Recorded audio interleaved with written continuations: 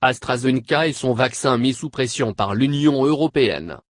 Rarement depuis le début de la pandémie, l'Union européenne avait à ce point haussé le ton contre l'une des parties prenantes de la lutte contre le coronavirus.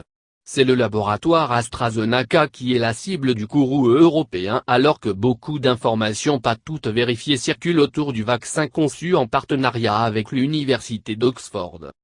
À l'issue de 2 réunions qui se sont tenues en urgence ce lundi 25 janvier et avant une troisième convoquée ce mercredi, la commissaire européenne chargée de la santé a jugé inadmissibles les retards de livraison qui sont évoqués et a jugé pas convaincantes les explications du groupe pharmaceutique britannique. Stella Kyriakid a par ailleurs réclamé la transparence sur les livraisons de doses hors de l'UE alors qu'elles sont produites à l'intérieur des frontières. Plus tôt lundi matin, c'est la présidente de la Commission, Ursula von der Leyen, qui avait elle-même décroché son téléphone pour s'entretenir en direct avec Pascal Soriot, le président français du géant pharmaceutique. Elle a affirmé très clairement qu'elle attend qu'AstraZeneca honore les contrats et conditions prévus dans l'accord de précommande. Des problèmes de production peuvent apparaître, mais nous attendons de l'entreprise qu'elle trouve des solutions, a fait savoir un porte-parole de la Commission. AstraZeneca a annoncé des retards. Pour comprendre la colère des dirigeants européens, il faut revenir à la semaine passée. AstraZeneca a en effet annoncé que les livraisons attendues au premier trimestre seraient moins importantes que prévu, même si aucun chiffre n'a été rendu public, en raison d'une baisse de rendement de la production sur un site européen. Cela tombe d'autant plus mal qu'il y a quelques jours Pfizer avait aussi annoncé quelques retards. Ursula von der Leyen a d'ailleurs rappelé à Pascal Soriot que l'Union européenne avait investi d'importants montants dans les laboratoires, précisément pour s'assurer que la production monte en puissance avant l'approbation de mise sur le marché.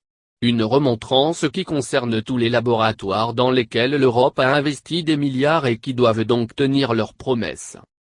La mise sur le marché du vaccin d'AstraZeneca doit justement intervenir en fin de semaine après une ultime réunion de l'Agence européenne du médicament.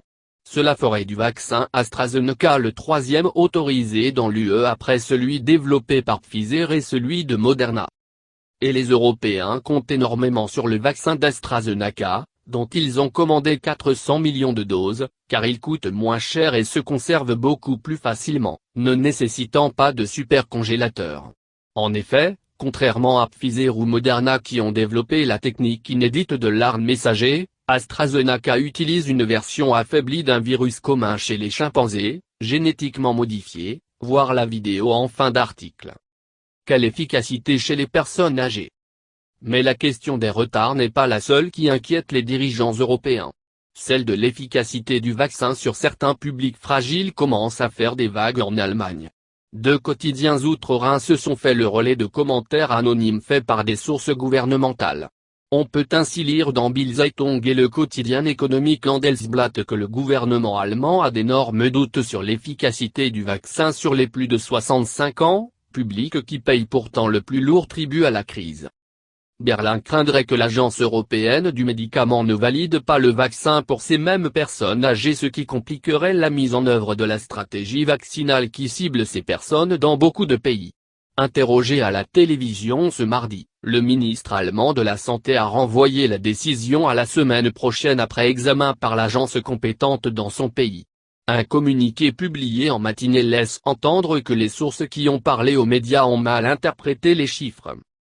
Face à ces informations, AstraZeneca n'a pas tardé à réagir.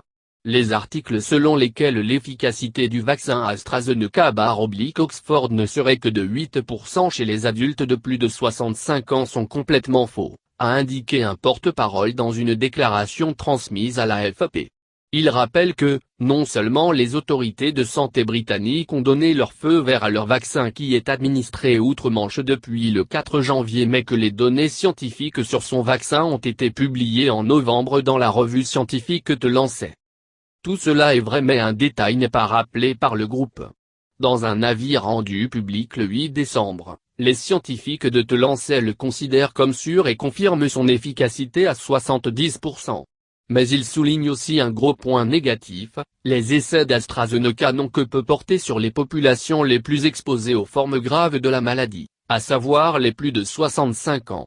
Seulement 12,1% des patients passés par les essais cliniques avaient plus de 55 ans, rappelle le groupe de scientifiques.